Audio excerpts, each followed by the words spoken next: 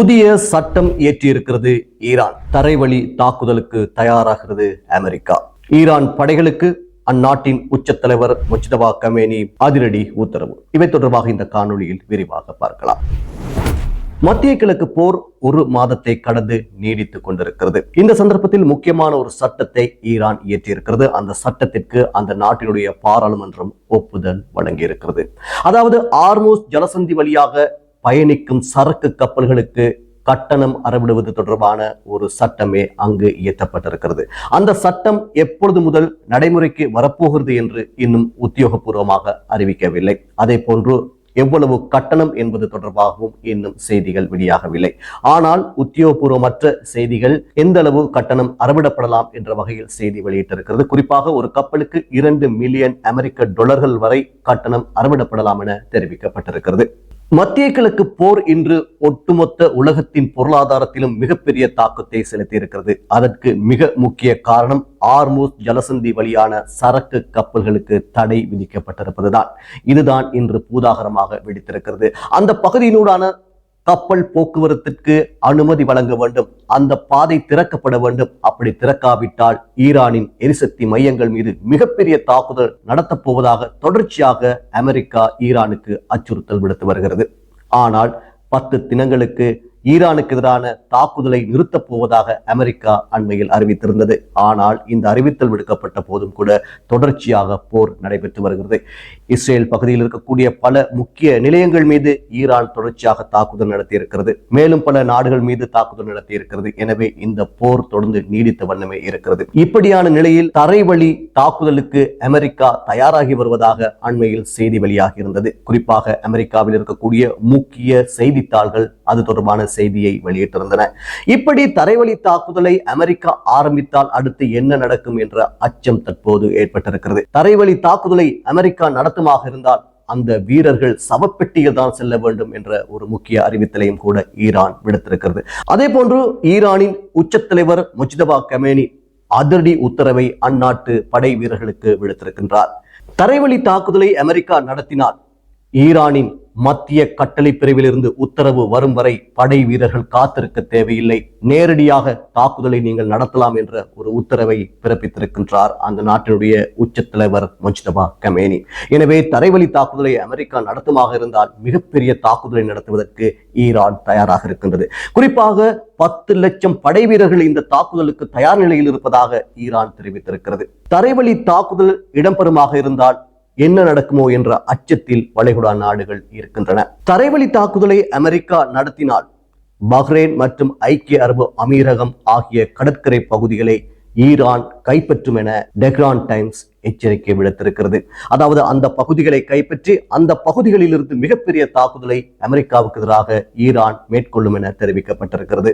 ஈரானின் முக்கிய எண்ணெய் வர்த்தக மையமாக இருக்கக்கூடிய ஒரு பகுதி தான் கார்க் தீவு பகுதி. இந்த பகுதியில் இருந்துதான் 90% எரிசக்தி வர்த்தக நடவடிக்கைகள் முன்னெடுக்கப்படுகின்றன. எனவே அந்த தீவு பகுதியை கைப்பற்றுவதுதான் அமெரிக்காவினுடைய இலக்காக இருப்பதாக தெரிவிக்கப்படுகிறது. இப்படி தரைவழி தாக்குதலை நடத்தி அந்த இலக்கை அவ்வளவு இலகுவாக கைப்பற்ற முடியுமா என்ற ஒரு சந்தேகம் இருக்கிறது. அப்படியே கைப்பற்றி விட்டாலும் மிகப்பெரிய சவால் அமெரிக்காவுக்கு காத்திருக்கிறது. தற்போது நடைபெற்று வரக்கூடிய இந்த யுத்தத்திற்கு மிகப்பெரிய செலவு செய்து கொண்டிருக்கிறது அமெரிக்கா. இதற்கு மத்தியில் கார்க் தீவை கைப்பற்றினால் அதை தக்க வைத்துக் கொள்வதற்கு மிகப்பெரிய அளவில் போராட வேண்டிய நிலை ஏற்படும். அதற்கும் மிகப்பெரிய அளவில் செலவிட வேண்டிய தேவை ஏற்படும். எனவே அந்த போர் தொடர்ந்து நீடிக்கக்கூடிய ஒரு போராகவே இருக்கும். அப்படி கைப்பற்றி விட்டால் முக்கியமானவற்றை இழந்துவிட்ட ஈரான் எந்த வகையான ஆயுதங்களையும் பயன்படுத்துவதற்கு அஞ்சப் போவதில்லை. எல்லாம் இழந்து விட்டோம், இனி என்ன இருக்கிறது என்று மிகப்பெரிய ஒரு தாக்குதலை நடத்துவதற்கு இறங்கலாம். எனவே அது மிகப்பெரிய ஒரு பாரதூரமான நிலைக்கு இட்டு செல்லும். அதே போன்று மற்றொரு முக்கியமான அறிவித்தலையும் கூட ஈரான் விடுத்திருக்கிறது. அதாவது ஈரானுக்கு எதிராக அமெரிக்கா தரைவழி தாக்குதலை நடத்துவதற்கு எந்த ஒரு நாடும் அவர்களுடைய நிலப்பகுதியை வழங்கினால் அந்த நாடுகள் மீது மிகப்பெரிய தாக்குதல் நடத்தப்படும் என்று ஈரான் எச்சரிக்கை விடுத்திருக்கிறது.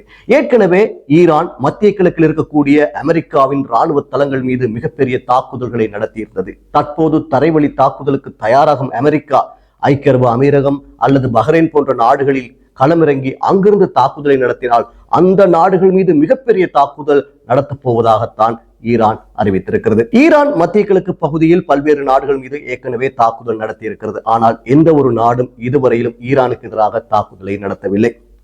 ஆனால் அண்மையில் தொடர்ந்து ஈரான் தம் மீது தாக்குதல் நடத்தினால் ஈரான் மீது தாக்குதல் நடத்துவதற்கு நாங்கள் அஞ்ச போவதில்லை என்ற ஒரு அறிவித்தலை ஐக்கிய அரபு அமீரகம் அறிவித்திருந்தது. எனவே எதிர்காலத்தில் ஐக்கிய அரபு அமீரகம் இந்த போரில் தலையிட்டு ஈரானுக்கு எதிராக போரிடுமா என்ற ஒரு சந்தேகம் இருக்கிறது. அல்லது மத்திய கிழக்கில் இருக்கக்கூடிய வளைகுடா நாடுகள் ஒன்றிணைந்து ஈரானுக்கு எதிராக தாக்குதலை நடத்துமா என்ற ஒரு சந்தேகமும் கூட ஏற்பட்டிருக்கிறது. அப்படி வளைகுடா நாடுகள் ஈரான் மீது தாக்குதல் நடத்தினால் அந்த நாடுகளுக்கு, அதாவது வளைகுடா நாடுகளுக்கு மிகப்பெரிய பாதிப்பு ஏற்படும் என ஐக்கிய அமெரிக்காவின் பொருளாதார நிபுணர் ஜெப்ரி சோல்ஸ் இந்த கருத்தை வெளியிட்டிருக்கின்றார். அதாவது மத்திய கிழக்கு நாடுகள் தாக்குதலை ஈரான் மீது நடத்தினால் ஈரான் மிகப்பெரிய பதில் தாக்குதலை அந்த நாடுகள் மீது நடத்தும். அப்படி நடத்துகின்ற பொழுது அந்த வளைகுடா நாடுகளுக்கு மிகப்பெரிய பாதிப்பு ஏற்படும். அமெரிக்காவுடைய இராணுவ தளங்கள் மத்திய கிழக்கு நாடுகளில் இருப்பதன் காரணமாகவே அந்த நாடுகள் மீது தாக்குதல் நடத்தப்பட்டிருந்தது.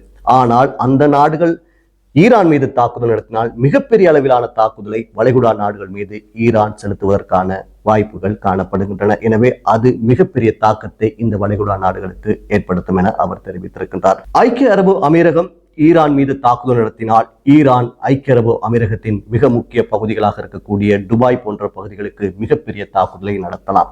அப்படி நடத்தினால் ஐக்கிய அரபு அமீரகத்துக்கு மிகப்பெரிய பாதிப்பை ஏற்படுத்தும். சுற்றுலாத்துறை பாதிப்படையும், பல்வேறு வர்த்தக நடவடிக்கைகள் பாதிப்படையும். எனவே மிகப்பெரிய இழப்பை அந்த நாடு சந்திக்க நேரிடும் என தெரிவிக்கப்படுகிறது. எனவே இந்த போர் என்பது அடுத்த கட்டத்தை நோக்கி நகர்கிறதோ என்ற அச்சம் தற்போது ஏற்பட்டிருக்கிறது. ஈரான், அமெரிக்கா, இஸ்ரேல் போன்ற 3 நாடுகளுக்குள்ளே இருந்த இந்த போர் என்பது அடுத்த கட்டத்தை நோக்கி நகர்ந்து இது ஒரு உலகப் போராக மாறிவிடுமோ என்ற அச்சம் தற்போது ஏற்பட்டிருக்கிறது. அமெரிக்கா தரைவழி தாக்குதலை நடத்தினால் இந்த போர் நீண்டு செல்லக்கூடிய மிகப்பெரிய ஒரு போராக மாறும் என்று சொல்லப்படுகிறது. அப்படி ஒரு நிலைமை ஏற்படக்கூடாது என்பதுதான் பலரது எதிர்பார்ப்பாக இருக்கின்றது. இந்த 1 மாத கால பகுதிக்குள் இந்த போர் காரணமாக ஒட்டுமொத்த உலகத்தினுடைய பொருளாதாரம் மிகப்பெரிய சவாலை சந்தித்திருக்கின்றது. உலக சந்தையில் எரிவாயு, எரிபொருள் உள்ளிட்ட பல்வேறு பொருட்களுடைய விலை அதிகரித்திருக்கிறது. அது மாத்திரமல்லாமல் மேலும் பல தட்டுப்பாடுகள் ஏற்பட்டிருக்கின்றன. எனவே இந்த போர் முற்றுப்பெற வேண்டும் என்றுதான் எல்லோரும் எதிர்பார்க்கின்றார்கள். என்ன நடக்கும் என்பது இன்னும் சொல்ல முடியாமல் இருக்கின்றது. இது போன்ற மற்றும் ஒரு காணொளியில் உங்களை சந்திக்கும் வரை நன்றி, வணக்கம்.